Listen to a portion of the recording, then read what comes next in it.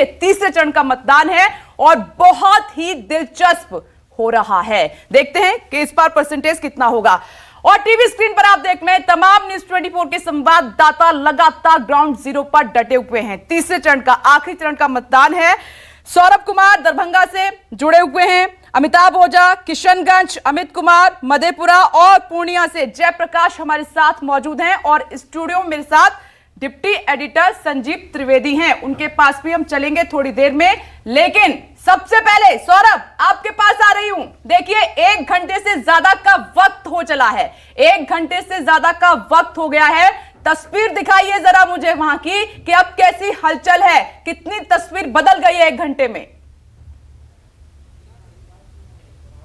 जी बिल्कुल, मैं इस वक्त मौजूद हूं दरभंगा शहरी विधानसभा क्षेत्र में। आप देख सकते हैं ये एक छोटा सा स्कूल है और उसमें 2 मतदान केंद्र हैं, लेकिन लोगों की जो संख्या है वह बिल्कुल नहीं है। लोग टुकड़े टुकड़े में आ रहे हैं और अपने मत के अधिकार का इस्तेमाल कर कर वो घर जा रहे हैं। सबसे बड़ी बात है कि ये शहरी इलाकों में कहा जाता है कि पहले मतदान करें और फिर जलपान करें, लेकिन यहाँ निश्चित रूप से सुबह से लोगों की जो संख्या है वह कम दिखाई दे रही है। हालांकि यह माना जा रहा है कि लोग आने अब शुरू हो चुके हैं। आप देख सकते हैं 2 लोग यहाँ पर पहुँचे हैं, लेकिन इसके पहले लोगों की जो संख्या है वह उस तरीके से नहीं है जो सुबह दिखाई दे रही थी। निश्चित रूप से यह शहरी इलाका है और अगर दरभंगा जिले की बात करें तो मैं आपको बताना चाहूँगा कि यहाँ कुल 5 विधानसभा क्षेत्र है जहाँ पे आज चुनाव हो रहा। और अगर 2015 के आंकड़े को देखें तो 2015 में 2 सीटें बीजेपी के पास थी, 2 सीटें आरजेडी के पास थी और 1 जदयू के पास थी।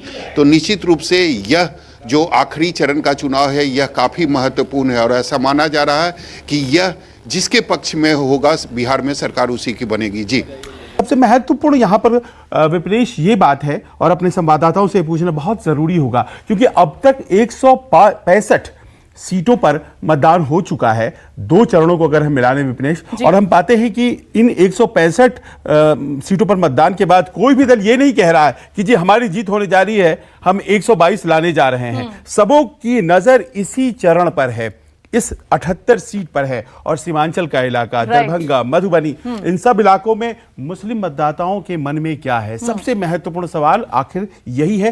किशनगंज में अपने संवाददाताओं के पास चलेंगे और सबसे अहम है उनसे समझना कि आखिरकार वो इलाका जो कि आरजेडी कांग्रेस का अभी तक बैस्टियन कहा जाता है, उस इलाके में इस बार क्या होने वाला है। अमिताभ ओझा है हमारे साथ, वहां से अमिताभ के पास अगर हम चल सकते हैं तो अमिताभ, सौरभ के पास चलेंगे पहले। अमिताभ थोड़ी देर में हमारे साथ बिल्कुल, आप कुछ मिथिला से जुड़ा सवाल करना चाह रही हैं, आप पूछ सकती हैं। एग्जैक्टली। सौरभ मैं आपके पास आ रही हूं एक बार फिर से। देखिए बेहद दिलचस्प यहाँ पर ये मुकाबला हो रहा है, तो जानकारी आप ही हमें ज्यादा वहां से दे सकते हैं। स्टूडियो से तो हम चर्चा कर रहे हैं, मुझे जरा वहां का गणित समझाइए कि ये जो तीसरे चरण का मतदान है, क्योंकि वहां पर कांटे की टक्कर है और दिलचस्प मोड़ पर अभी लड़ाई आ गई है, जरा मुझे यहाँ का गणित समझाइए।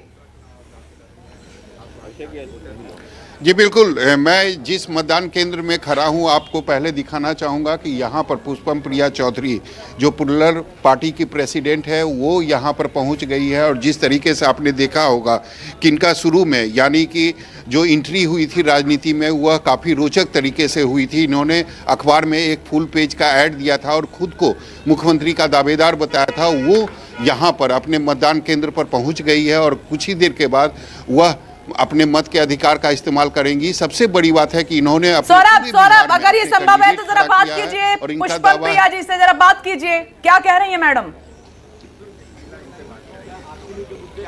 जी बिल्कुल, अभी मैं बात करने का कोशिश करता हूं। अरे वोट डाल के बाद आने करना ना। मैम ये बताइए कि इस बार बिहार में आपको क्या दिखाई दे रहा है, मुद्दा क्या है? पहले वोट करके आती हूँ फिर बात करेंगे। तो आप देख सकती हैं इनका कहना है कि पहले यह वोट करेंगी, उसके बाद मीडिया के लोगों से बात करेंगी। लेकिन यहाँ पर इनके आने के बाद लोगों की संख्या जो है वह अचानक बढ़ गई है। हालांकि कुछ लोग वोट देने आए हैं लेकिन कुछ लोग इन्हें देखने भी आए हैं। सबसे बड़ी बात है कि इनकी जो एंट्री हुई थी वह काफी रोचक तरीके से हुई थी। आपने देखा होगा सौरभ एक बार फिर से उनसे बातचीत करने की कोशिश कीजिए, तस्वीरें दिखाइए। सौरभ जाइए एक बार फिर से उनसे इंटरेक्ट कीजिए, क्या कह रही है मैडम, तस्वीरें भी दिखाइए हमें। जी बिल्कुल, वह कह रही हैं कि वह अपने पहले वो वोट दे देंगी, उसके बाद लोगों से बात करेंगी। आप देख सकते हैं कि वह लाइन में खड़ी हैं और अपने पूरे परिवार के साथ लाइन में खड़ी हैं। आगे आगे उनकी मां है और पीछे पुष्पप्रिया चौधरी हैं। जी बिल्कुल नहीं, उनसे हमने 2 बार कोशिश की बात करने की। उनका कहना है कि पहले वो वोट करेंगी, उसके बाद वह बात करेंगी मीडिया के लोगों से।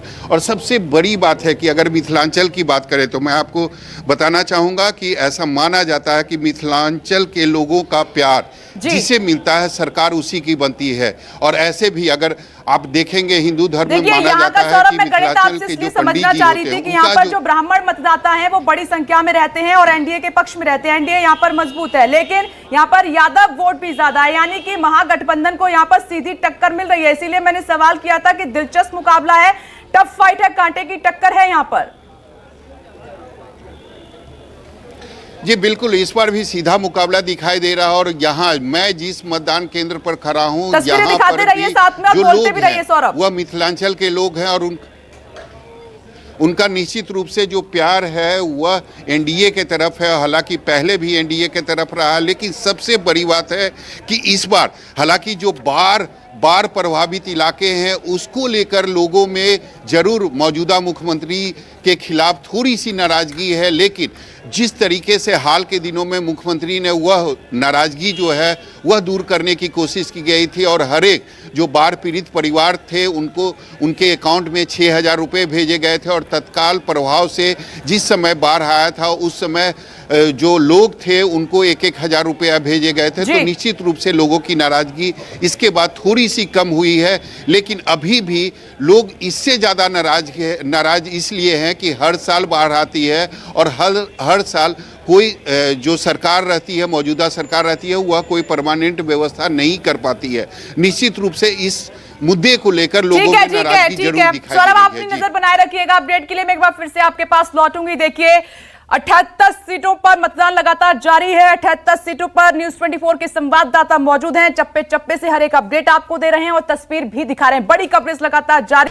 नमस्कार, मैं हूं मानक गुप्ता। अगर आपको हमारा ये वीडियो पसंद आया हो तो इसे लाइक और शेयर जरूर करें और हां, हमें सब्सक्राइब और फॉलो करना ना भूलें ताकि आप देश और दुनिया की कोई खबर मिस ना करें। तो जुड़े रहिए हमारे साथ और देखते रहिए न्यूज़ 24।